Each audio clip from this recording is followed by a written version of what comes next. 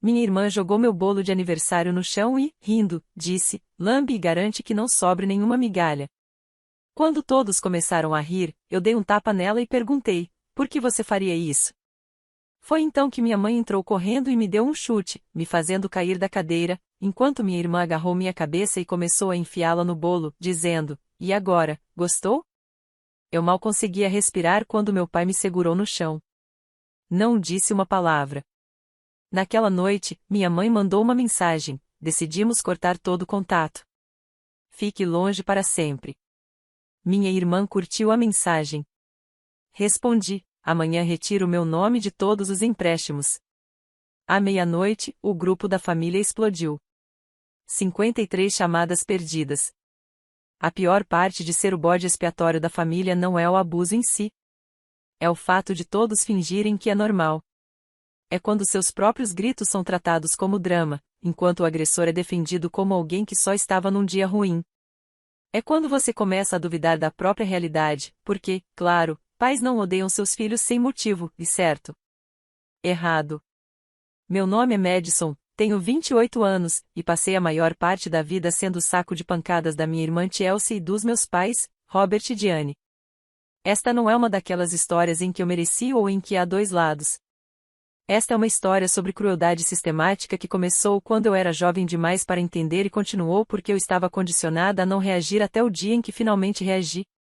Chelsea é 2 anos mais nova que eu, mas ninguém diria isso pela forma como nossos pais nos tratavam. Ela era filha adorada desde o momento em que aprendeu a usar lágrimas para conseguir o que queria. Eu tinha 7 anos quando percebi a diferença. Mamãe comprou uma bicicleta nova para Chelsea, sem motivo algum, enquanto me dizia que a minha, usada há 3 anos, ainda estava ótima.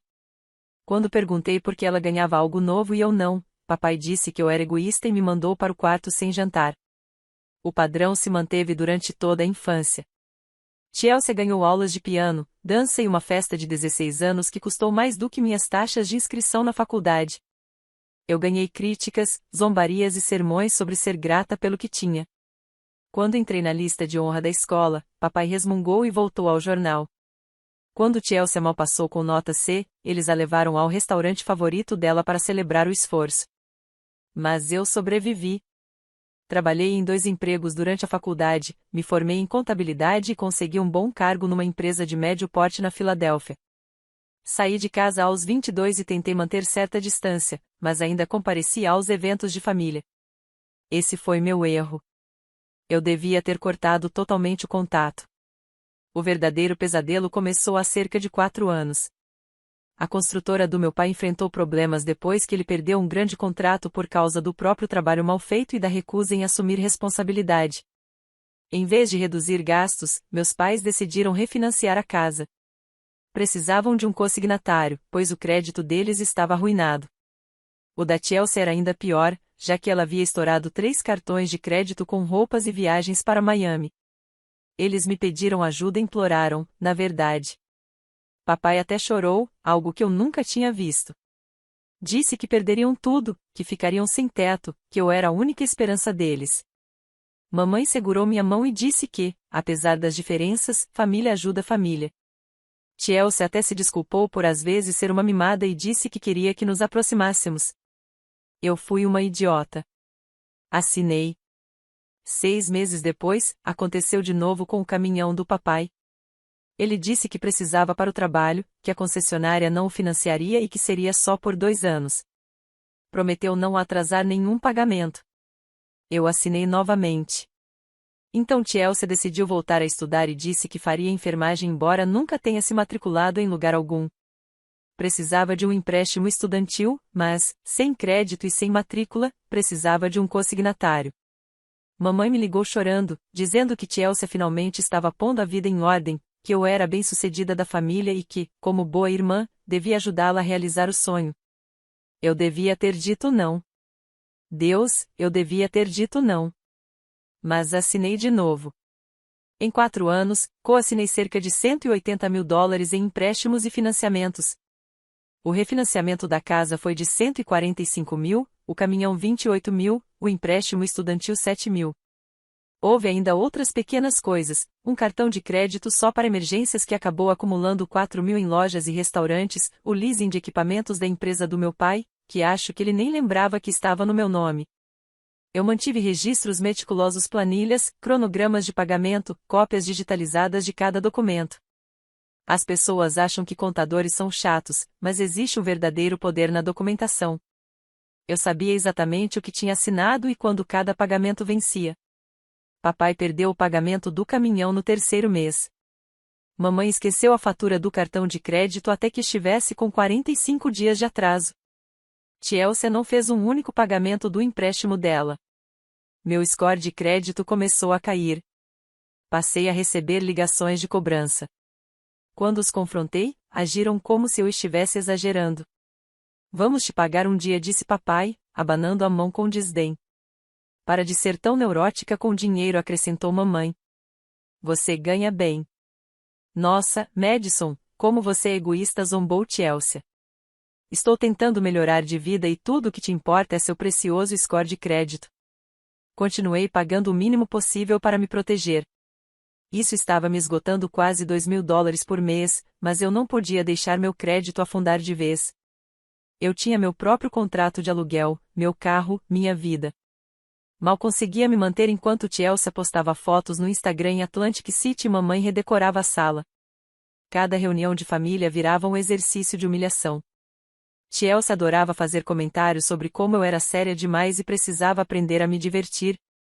Mamãe me comparava o tempo todo, dizendo que Tielcia era naturalmente bonita enquanto eu me esforçava demais. Papai mal reconhecia minha existência, a não ser quando precisava de algo. Parei de ir à maioria dos eventos e inventava desculpas, dizia que estava doente ou trabalhando, mas não pude escapar do jantar do meu próprio aniversário.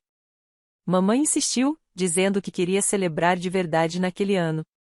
Pediu especificamente que eu fosse até a casa deles em vez de nos encontrarmos em um restaurante. Disse que prepararia meu prato favorito. Eu devia ter desconfiado. Cheguei por volta das 6 da tarde no sábado, 23 de março, meu aniversário de 28 anos. Tinha almoçado sozinha em um bom restaurante mais cedo, porque já sabia que não podia esperar muito da minha família. Mesmo assim, uma parte tola de mim ainda esperava que aquele ano fosse diferente. Tielcia abriu a porta com um sorriso presunçoso que devia ter me feito voltar para casa. Estava toda produzida, maquiagem impecável, cabelo arrumado, vestido justo. Eu, de jeans e suéter, já me senti deslocada dentro da casa dos meus próprios pais. Madison, que bom que conseguiu aparecer na sua própria festa, disse ela com um falso tom doce. Lá dentro, encontrei mamãe na cozinha tirando do forno um assado seco e passado do ponto. Meu prato favorito parecia algo em que ela não tinha colocado o menor esforço. Papai estava na sala vendo basquete no volume máximo. Nem levantou os olhos quando entrei. Oi, querida, disse mamãe distraidamente. O jantar está quase pronto. A Tielcia fez um bolo para você. Isso me surpreendeu. Tielcia nunca tinha assado nada para mim na vida. Encontrei o bolo no balcão, um bolo simples, com cobertura de chocolate e as palavras Feliz Aniversário, Madison escritas em glacê azul tremido. Parecia caseiro e, de certo modo, até decente. Uau, Tielcia, isso ficou muito bonito, disse eu, verdadeiramente emocionada apesar de tudo. Obrigada. Ela sorriu largo. Claro, você é minha irmã. Tinha que fazer algo especial. Jantamos, que estava tão ruim quanto parecia. O assado estava duro e sem gosto, os legumes viraram purê, mas eu comi e elogiei minha mãe porque era o que me ensinaram a fazer. Fazer os outros se sentirem confortáveis. Não causar problema. Ser grata pelas migalhas. Depois do jantar, minha mãe abaixou as luzes. Tielcia trouxe o bolo com as velas acesas e cantaram parabéns de modo desafinado e sem entusiasmo. Papai nem cantou, ficou apenas ali mexendo no celular. Apaguei as velas e minha mãe começou a cortar as fatias.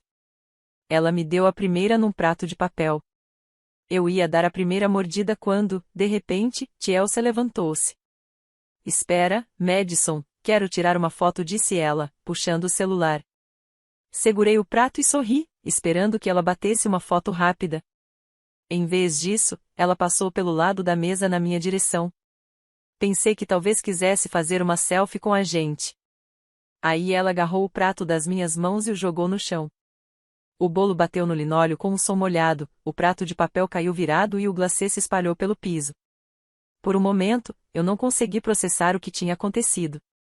Meu cérebro não fazia sentido daquilo. Tielcia começou a rir. Não uma risadinha, mas uma gargalhada completa, verdadeira, como se tivesse visto a coisa mais engraçada do mundo.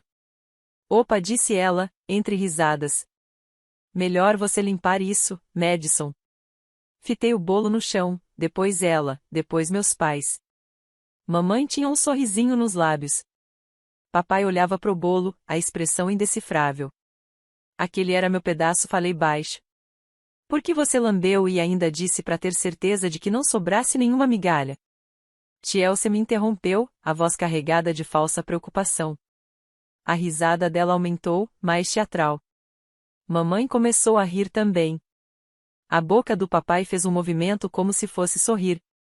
Todos riam de mim, do meu bolo no chão, da minha cara. Algo estourou por dentro. Levantei-me tão rápido que a cadeira arranhou o piso. Fui direto até Tielcia e dei um tapa na cara dela. O riso parou instantaneamente. O tapa não foi forte o suficiente para realmente machucá-la, mas foi o bastante para chocar todo mundo na sala e a mim também. Minha palma ardia. A boca de Tielcia ficou aberta de surpresa, uma mão voando até a bochecha que ardia.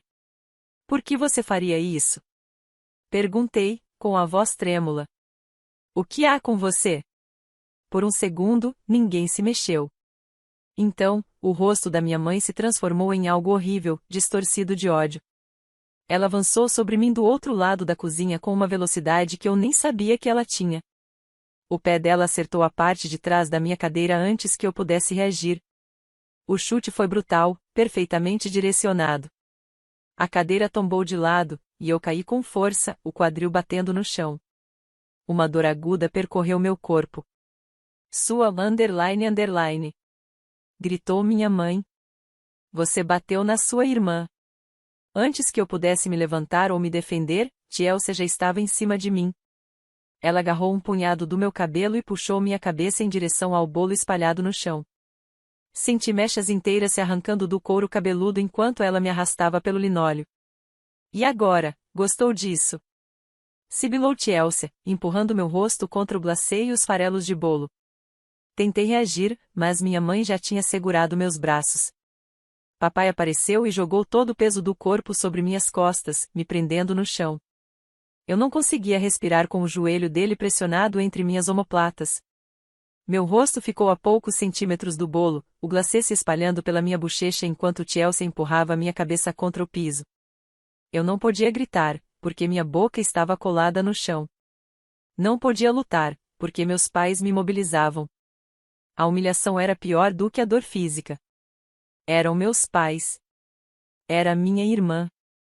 E eles estavam me agredindo por causa de um tapa enquanto riam do mesmo bolo que tinham jogado no chão minutos antes.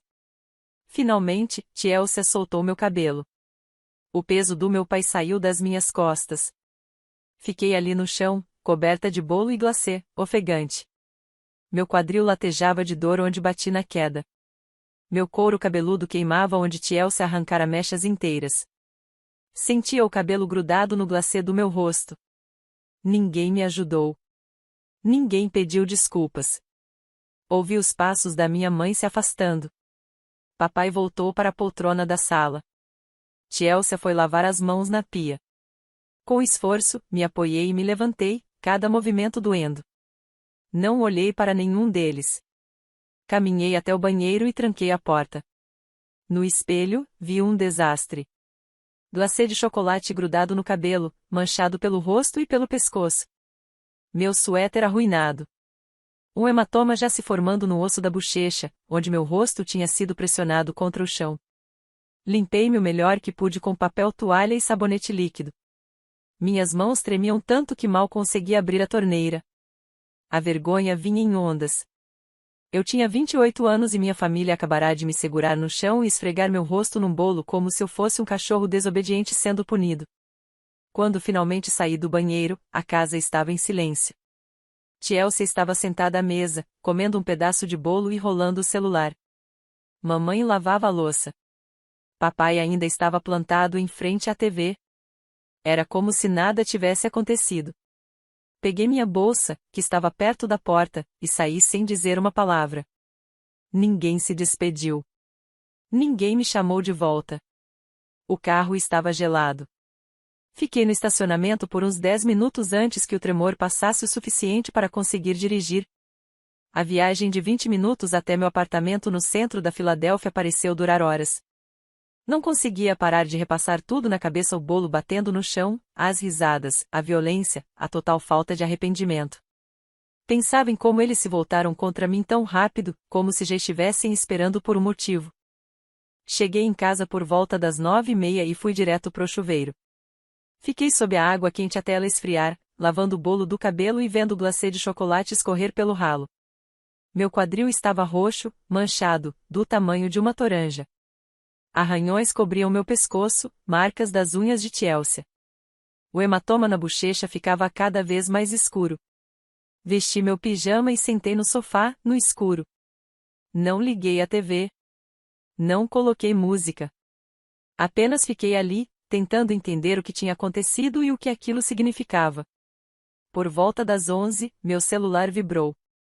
Uma mensagem da minha mãe: decidimos cortar todo contato. Fique longe para sempre. Fiquei encarando aquelas palavras por um longo tempo. Eles estavam me expulsando por eu me defender, por eu ter dado um tapa em Chelsea depois que ela me humilhou deliberadamente, depois que todos eles me agrediram. Mais uma notificação. Chelsea havia curtido a mensagem no grupo da família. Claro que sim. Eu deveria estar arrasada. Deveria chorar, entrar em pânico, implorar para que mudassem de ideia. Mas, em vez disso, senti outra coisa. Algo frio, nítido e, de certa forma, libertador. Eles finalmente me deram permissão para parar de jogar o jogo deles. Abri o aplicativo do banco e verifiquei os saldos dos empréstimos. Depois abri a planilha que vinha mantendo há anos cada contrato coassinado, cada documento, cada pagamento que eu havia feito por eles. Eu tinha tudo organizado, porque é isso que contadores fazem: documentamos, controlamos, nos preparamos. E, de repente, eu soube exatamente o que precisava fazer. Digitei minha resposta com cuidado, mantendo o tom simples e objetivo, removendo meu nome de todos os empréstimos amanhã. Enviei a mensagem e deixei o celular virado para baixo na mesa de centro. Em seguida, fui até o laptop e comecei a abrir os documentos dos empréstimos, fazer listas, encontrar as informações de contato de cada banco e instituição financeira onde eu era consignatária. Trabalhei até às 3 da manhã, organizando tudo em pastas, marcando prioridades, redigindo e-mails. Meu celular começou a vibrar por volta da meia-noite, mas eu ignorei. À 1 da manhã, já vibrava sem parar. Às 2, o grupo da família estava em erupção. Não olhei. Continuei trabalhando. Quando finalmente peguei o celular, às 13h15, havia 53 chamadas perdidas, 19 da mamãe, 16 do papai, 12 da Chelsea e 6 de tios e tias que aparentemente tinham sido envolvidos na confusão. O grupo da família tinha 147 mensagens não lidas. Passei rapidamente pelos textos, não li tudo, só captei o tom geral: pânico, raiva, acusações, exigências para que eu ligasse de volta imediatamente, ameaças. Mamãe dizia que eu estava arruinando a vida deles. Papai afirmava que eu sempre fora vingativa. Chelsea me chamava de todos os nomes possíveis. Depois, as mensagens começaram a mudar de tom, mamãe dizendo que poderíamos conversar, papai prometendo que dariam um jeito, Chelsea alegando que já planejava começar a pagar. Desliguei o celular e fui dormir. Na segunda-feira de manhã, acordei cedo e me arrumei para o trabalho como se fosse um dia normal. Roupas formais, maquiagem cobrindo o hematoma na bochecha, penteado disfarçando os pontos doloridos no couro cabeludo. No caminho para o escritório, parei no banco. A gerente que me atendeu se chamava Jennifer, a mesma que me ajudara a abrir minhas contas 3 anos antes. Ela se lembrou de mim, o que tornou a conversa um pouco menos constrangedora. Preciso me remover como coassinante de vários empréstimos, expliquei, deslizando a pasta de documentos pela mesa. Jennifer folheou os papéis, e suas sobrancelhas foram subindo a cada página. São várias contas. Eu sei. Remover-se como coassinante nem sempre é simples, disse ela com cuidado. Na maioria dos casos, o mutuário principal precisa refinanciar ou quitar o empréstimo completamente. Entendo. Estou preparada para fazer o que for necessário. Passamos 2 horas analisando cada conta. O refinanciamento da casa era com outro banco, então Jennifer me ajudou a redigir uma carta formal exigindo a remoção do meu nome e deixando clara minha intenção de tomar medidas legais, se fosse preciso. O financiamento do caminhão era pela financeira da concessionária. O cartão de crédito, por uma grande empresa. Cada um exigia formulários e procedimentos diferentes. Preciso ser sincera com você, disse Jennifer quando estávamos terminando. Alguns credores não vão removê-la sem a cooperação do tomador principal. Eles não têm motivo para abrir mão de uma coassinante que vem fazendo os pagamentos. Então eu vou parar de pagar, respondi simplesmente. Os olhos dela se arregalaram. Isso vai destruir o seu crédito. Meu crédito já está sendo destruído porque eles não estão pagando, retruquei. Pelo menos assim eu paro de sangrar dinheiro. Encarei-a firme. Já paguei quase $50.000 das dívidas deles nos últimos 4 anos. Chega. Jennifer assentiu devagar. Certo. Vamos falar sobre suas opções. Passamos a hora seguinte traçando estratégias. Alguns credores poderiam negociar se eu oferecesse um pagamento de quitação em troca da liberação do contrato. Outros exigiriam ação judicial.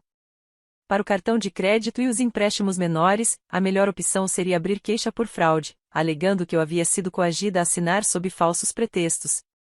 Essa expressão ficou ecoando na minha cabeça: falsos pretextos. Eles prometeram que fariam os pagamentos. Disseram que estavam desesperados. Que seria temporário. Tudo mentira.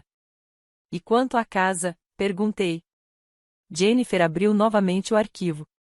Esse é mais complicado, porque se trata de um refinanciamento de residência principal. Mas, se você conseguir provar que morava separada e não recebeu nenhum benefício do empréstimo, pode ter base para alegar influência indevida ou fraude. Tenho documentação, respondi. Meu contrato de aluguel da época, comprovantes de que nunca estive no registro da propriedade, extratos bancários mostrando todo o dinheiro saindo da minha conta. Isso ajuda bastante, disse ela. Você deve consultar um advogado especializado em fraude financeira e em casos de abuso econômico contra idosos. Abuso contra idosos, repeti, confusa. Mas eu não sou idosa. Não, mas o abuso financeiro familiar segue padrões muito parecidos. Um advogado com essa experiência vai saber como ajudá-la. Saí do banco com uma pasta grossa de documentos, uma lista de advogados recomendados por Jennifer e uma estranha sensação de calma e propósito. Passei anos reagindo, apagando incêndios que eles causavam, consertando os problemas que criavam. Agora eu estava sendo proativa, assumindo o controle, lutando de volta. No trabalho, tirei o almoço mais cedo e liguei para o primeiro advogado da lista. O nome dele era Marcus Shen, e a recepcionista me passou direto para ele quando expliquei a situação. Marcus ouviu toda a minha história sem me interromper. Quando terminei, ele ficou em silêncio por alguns segundos.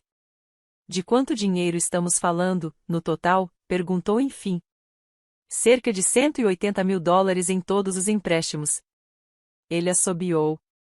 E você tem feito os pagamentos? Quase 50 mil nos últimos 4 anos. Você tem documentação de tudo? Planilhas, cópias dos contratos, extratos bancários, comprovantes de pagamento, mensagens de texto, e-mails, tudo. Ótimo. Isso é muito bom. A maioria das pessoas na sua situação não tem nem metade dessa organização. Ele fez uma pausa. Vou ser bem direto com você, Madison. Isso vai ficar feio. Sua família vai lutar contra você em cada etapa.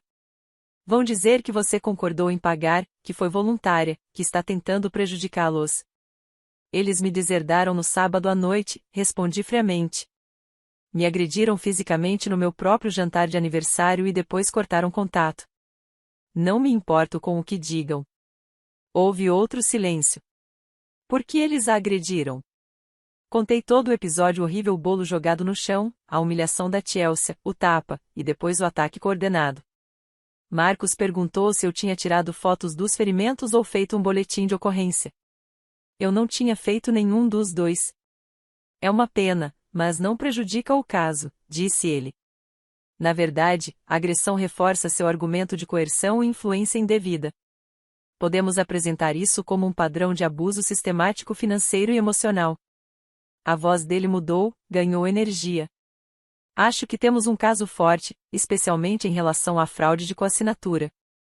Marcamos uma consulta formal para quarta-feira à noite. O valor da caução era de $5.000, o que pesaria nas minhas finanças já apertadas, mas Marcos explicou que, se tivéssemos sucesso, eu poderia recuperar não apenas minha liberação dos empréstimos, mas também indenização pelos pagamentos que já havia feito. Aquela possibilidade soou como uma tábua de salvação. Deixei o celular desligado durante toda a segunda-feira. À noite, o coloquei para carregar, mas continuei apreciando o silêncio. Na terça de manhã, liguei rapidamente só para ver se havia e-mails de trabalho. Havia 214 mensagens de texto, 89 chamadas perdidas e 34 mensagens de voz. Deletei tudo sem ler nem ouvir. Bloqueei os números da minha mãe, do meu pai e da Chelsea. Também bloqueei alguns parentes com quem mal falava. Mas deixei uma tia desbloqueada, Patrícia, irmã do meu pai. Ela sempre foi gentil comigo e havia mandado apenas uma mensagem perguntando se eu estava bem. Liguei para ela na noite de terça-feira. Ela atendeu no primeiro toque. Madison, graças a Deus. Sua mãe tem me ligado sem parar dizendo que você enlouqueceu. Estou bem, respondi. Na verdade, melhor do que bem.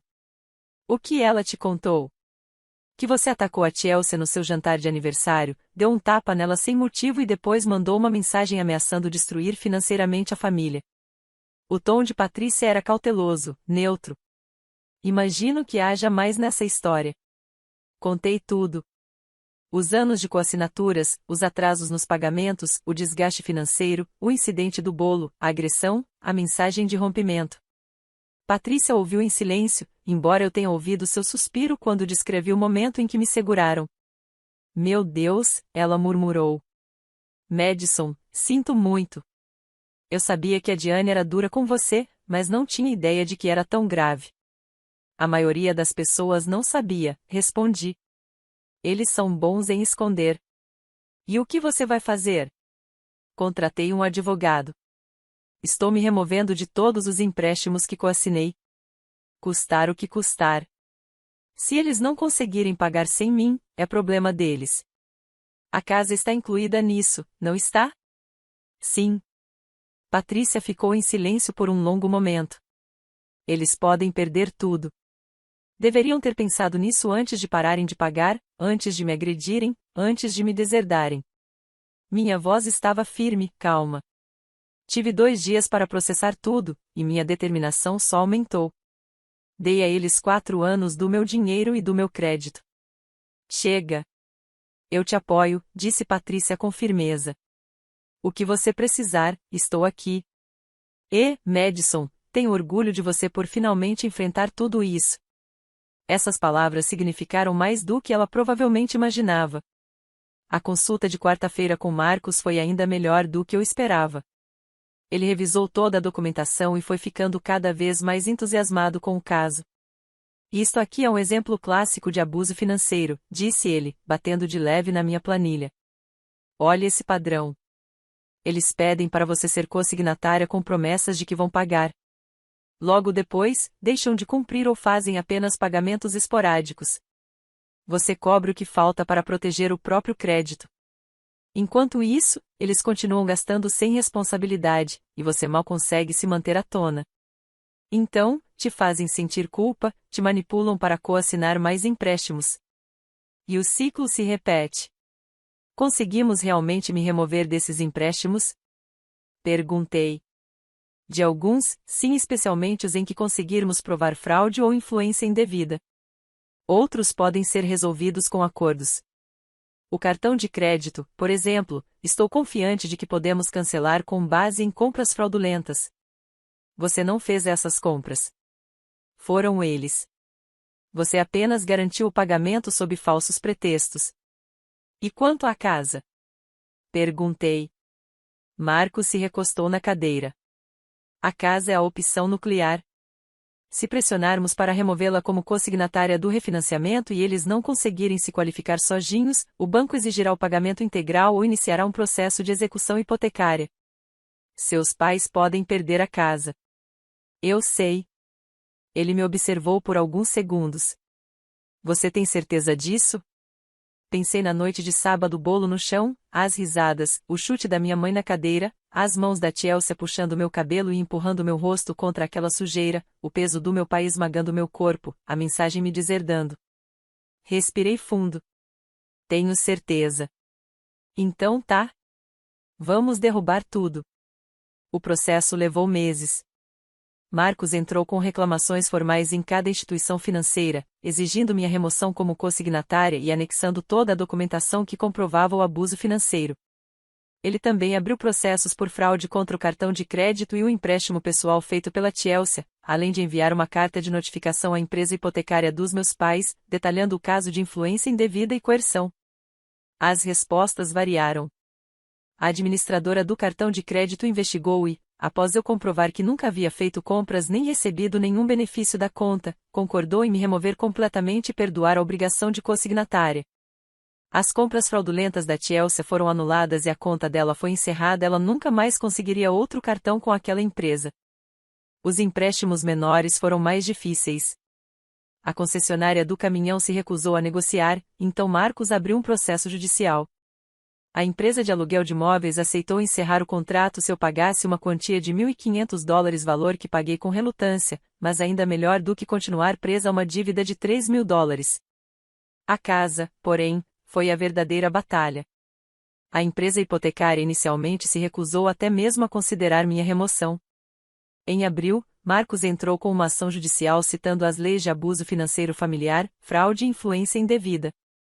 Solicitamos, por intimação, os registros de renda e gastos dos meus pais durante o período em que eu vinha pagando as parcelas por eles. As provas eram devastadoras. Enquanto eu pagava a hipoteca, eles haviam feito 2 viagens, comprado uma nova mobília de sala e financiado a viagem da Chelsea para Las Vegas em seu aniversário de 26 anos. Meus pais contrataram um advogado, um tal de Patterson, especializado em defesa de cobrança de dívidas. Ele tentou argumentar que eu havia coassinado de livre vontade, que me beneficiei por ajudar a família e que agora estava agindo por vingança após uma discussão familiar menor. Marcos o destruiu em audiência. Apresentou as provas da agressão, incluindo as fotos dos hematomas que eu tirei 2 dias depois, a pedido da Patrícia.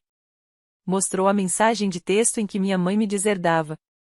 Trouxe um perito contábil que analisou o fluxo de dinheiro e demonstrou que eu havia pago quase $50.000 das dívidas da família sem receber nenhum benefício em troca.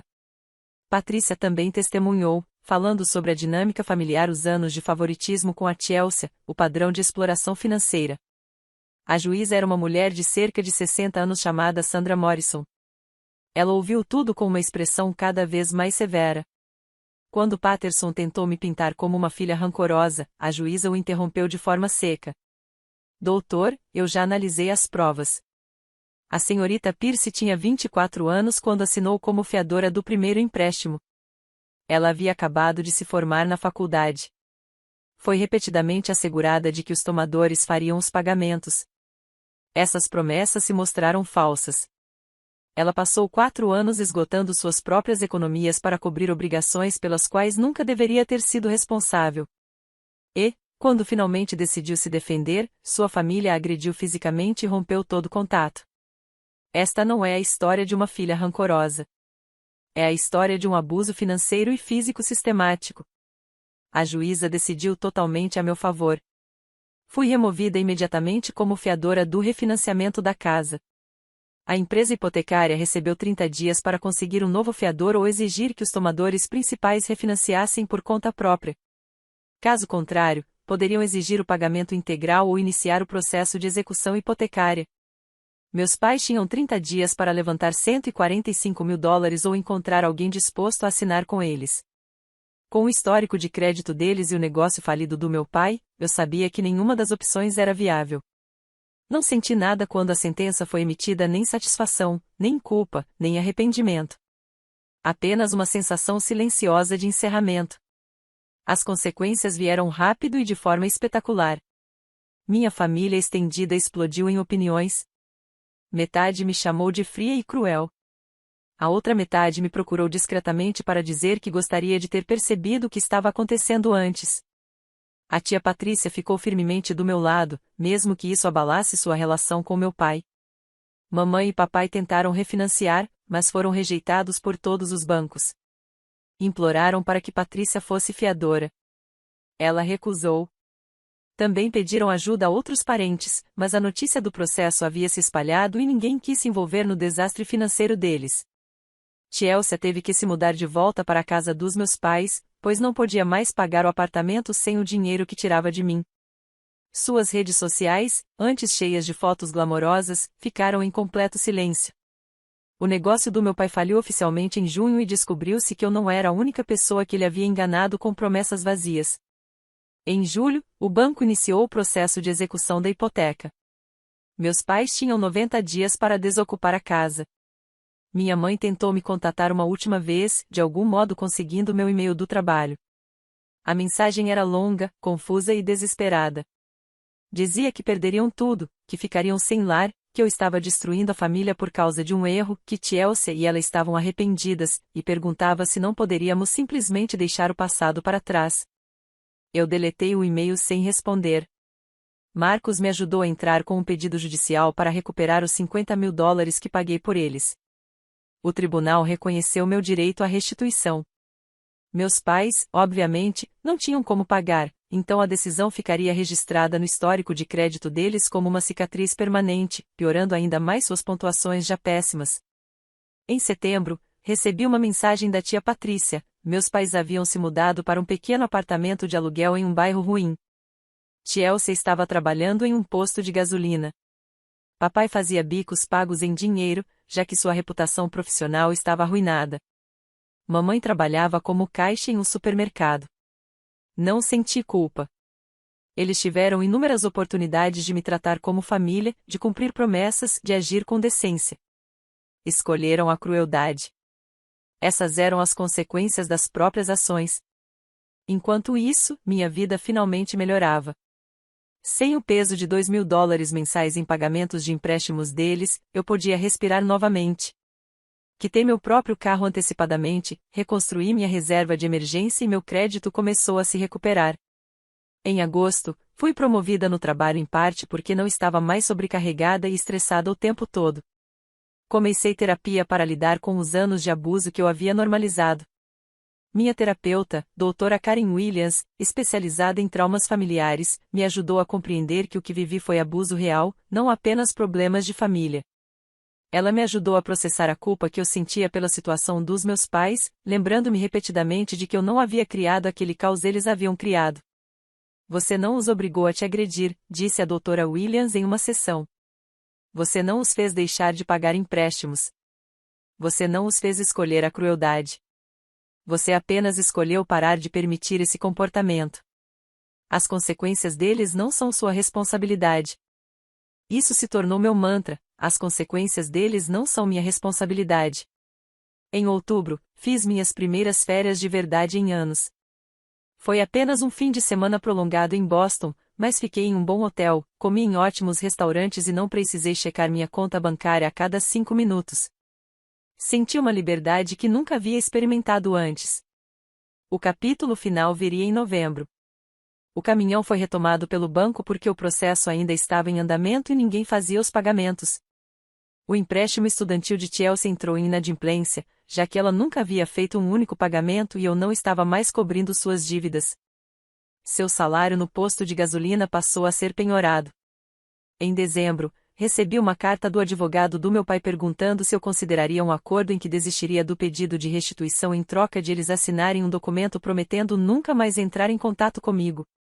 Marcos me disse que isso não era necessário, já que eu já os havia bloqueado, mas vi valor em ter algo oficial. Concordei, com uma condição: o documento precisava incluir uma cláusula reconhecendo que eles haviam deixado de fazer os pagamentos prometidos, que eu pagará cerca de $50.000 em nome deles e que não tinham mais nenhum direito ou reivindicação sobre mim. Essencialmente, uma confissão escrita do que haviam feito. Eles assinaram. Aparentemente, encerrar oficialmente qualquer vínculo comigo valia admitir suas falhas por escrito. Emoldurei aquele documento e o pendurei no meu escritório em casa não por rancor, mas como lembrete. Um lembrete de que sobrevivi, de que me defendi, de que escapei. Já se passou quase um ano desde aquele terrível jantar de aniversário. Hoje tenho 29 anos, moro em um apartamento melhor, em um bairro mais tranquilo. Estou namorando um homem gentil chamado Eric, que conheci no trabalho. Ele acha minhas planilhas encantadoras, não obsessivas. Estou mais próxima da tia Patrícia do que nunca. Fiz novos amigos através de grupos de terapia e atividades sociais. Às vezes me pergunto se fui dura demais, se deveria ter lhes dado outra chance. Mas então me lembro da sensação do glacê do bolo grudado no meu cabelo, dos sapatos da minha mãe batendo na minha cadeira, do peso do meu pai me esmagando enquanto Chelsea ria e empurrava meu rosto contra o chão. Lembro dos anos ouvindo que eu nunca era suficiente, nem bonito o bastante, nem grato o bastante, nem família o bastante. E sei que fiz a escolha certa. Eles me ensinaram que laços de sangue não fazem uma família. O que faz uma família é respeito, amor e decência humana básica, e eles me mostraram, repetida e definitivamente, que eram incapazes de oferecer qualquer uma dessas coisas. As pessoas que me perguntam se me arrependo não entendem o que é ser o bode expiatório. Não sabem o que é ver sua irmã receber tudo enquanto você fica com nada. Nunca sentiram o olhar de verdadeiro desprezo vindo de um dos pais. Não passaram anos pisando em ovos, tentando desesperadamente conquistar um amor que nunca seria dado. Não me arrependo de me proteger. Não me arrependo de escolher meu próprio bem-estar em vez do conforto deles.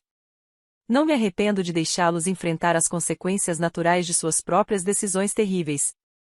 O único arrependimento que tenho é o de não ter feito isso antes. No mês passado, encontrei Chelsea no supermercado. Ela estava com o uniforme do posto de gasolina, parecia cansada e mais velha do que seus 26 anos. Quando me viu, percebi as emoções passando pelo seu rosto: raiva, vergonha, talvez arrependimento. Ela abriu a boca, como se fosse dizer algo. Eu apenas virei o carrinho e fui para o outro lado. Não tinha nada a dizer. Nenhuma raiva, nenhum desejo de confronto, nenhum interesse em suas desculpas. Apenas nada. Naquela noite, contei o episódio a Eric. Ele perguntou, com cuidado: você acha que algum dia vai se reconciliar com eles? Não, respondi simplesmente. E estou bem com isso. Ele apenas assentiu, respeitando minha resposta sem pressionar por mais. Foi assim que percebi que ele era diferente deles. Ele respeitava meus limites. Ouvia quando eu dizia não. Me tratava como uma pessoa cujos sentimentos importavam algo revolucionário depois de 28 anos do oposto. A doutora Williams diz que estou fazendo um progresso notável, reconstruindo minha autoestima, aprendendo a reconhecer relacionamentos saudáveis e a estabelecer limites adequados. Ela disse que o fato de eu não sentir culpa pelos meus pais terem perdido a casa é, na verdade, um sinal de crescimento, não de frieza. A culpa foi o que te manteve presa por anos, explicou. Eles usaram sua consciência contra você. O fato de agora você conseguir priorizar seu bem-estar sem culpa mostra que está se curando. Acho que ela tem razão. A antiga Madison teria cedido no momento em que meu pai chorasse ao telefone. Teria feito outro empréstimo, inventado outra desculpa, sacrificado mais uma parte de si mesma para manter a paz. Mas a nova Madison entende que uma paz comprada à custa da própria destruição não é paz, é apenas um suicídio lento. Comecei a falar publicamente sobre abuso financeiro dentro das famílias. Nada grandioso, apenas grupos comunitários locais e fóruns online, mas já ouvi dezenas de histórias parecidas: filhos adultos sendo explorados por pais tóxicos, irmãos sendo transformados em culpados enquanto os favoritos recebem tudo. Muitos me perguntam como tive coragem para cortar laços, processá-los e deixá-los enfrentar a ruína, em vez de continuar sustentando-os. Eu digo a verdade: não encontrei coragem. Encontrei raiva. Raiva por ter sido agredida na casa dos meus próprios pais. Raiva por 28 anos sendo tratada como lixo. Raiva por terem me renegado depois de tudo. Essa raiva virou combustível.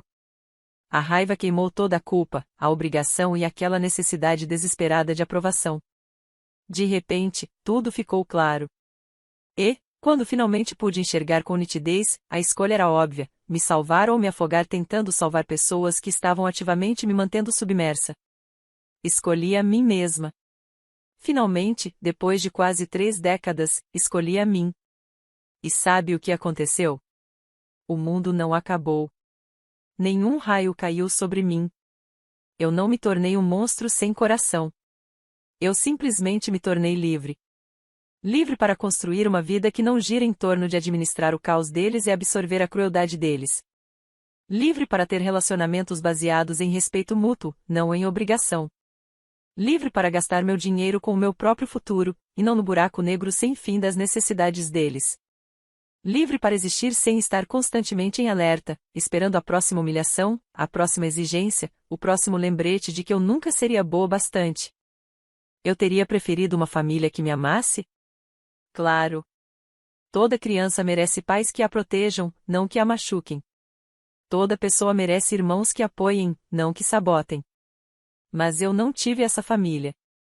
Eu tive Robert, Diane e Chelsea. E finalmente aceitei que nenhum esforço, nenhum sacrifício, nenhuma resistência minha seria suficiente para transformá-los na família que eu precisava ter. Então construí a minha própria. A tia Patrícia, que sempre está presente. Eric, que me trata com gentileza e respeito. Minha terapeuta, meus amigos, as pessoas que escolhi que realmente se importam com o meu bem-estar. Essa é minha família agora. E é infinitamente melhor do que a que eu nasci. Às vezes, tarde da noite, quando não consigo dormir, penso naquele bolo de aniversário no chão. Penso na risada de Chelsea, na crueldade em seus olhos quando disse, lambe tudo e vê se não sobrou farelo.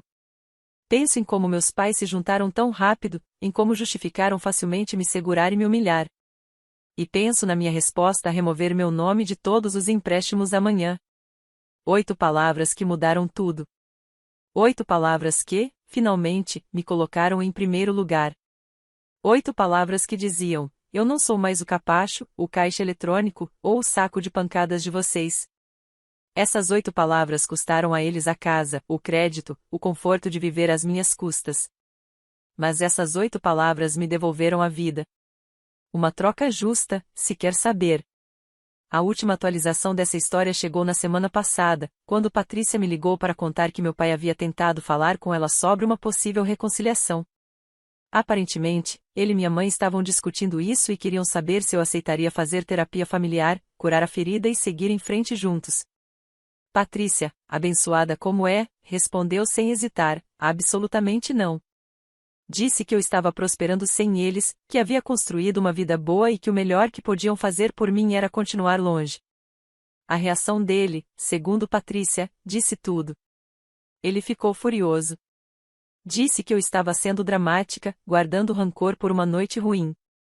Disse que eu tinha arruinado a vida deles por causa de um tapa e um mal-entendido. Uma noite ruim. Foi nisso que ele reduziu tudo. Não os anos de favoritismo. Não a exploração financeira. Não a agressão. Não o fato de terem me deserdado. Apenas uma noite ruim, e eu é que estava exagerando. A audácia seria cômica se não fosse tão previsível. Abusadores nunca se veem como abusadores. Foi só um dia ruim. Você é sensível demais. Não foi tão grave. Você precisa superar isso. Mas eu já superei. Superei tanto que nem senti raiva quando Patrícia me contou sobre a conversa. Só cansaço. Cansaço de como são previsíveis. Cansaço da incapacidade absoluta de assumir responsabilidade.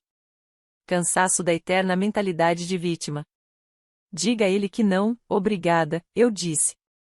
E, Patrícia, se ele insistir, pode bloqueá-lo também. Ela riu. Já fiz isso.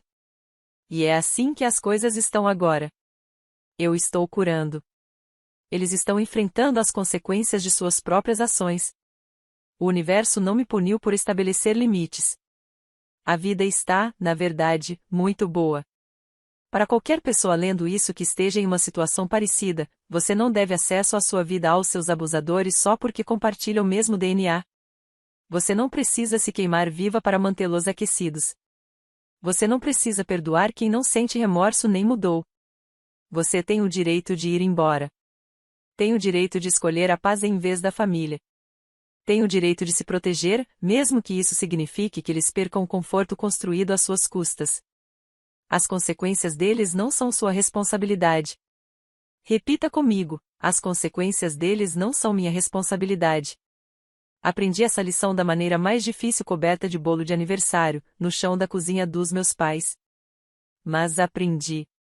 E minha vida é infinitamente melhor por causa disso. Às vezes o lixo se leva sozinho. Às vezes é você quem precisa levá-lo até a calçada. De qualquer forma, é sempre melhor quando ele se vai. Meu nome é Madison Pierce. Tenho 29 anos. Ganho $73.000 por ano como contadora sênior. Tenho um ótimo apartamento, um namorado amoroso, amigos de verdade e um futuro que pertence inteiramente a mim. E cheguei até aqui fazendo a única coisa que minha família jamais acreditou que eu faria. Eu escolhi a mim mesma. A melhor decisão que já tomei.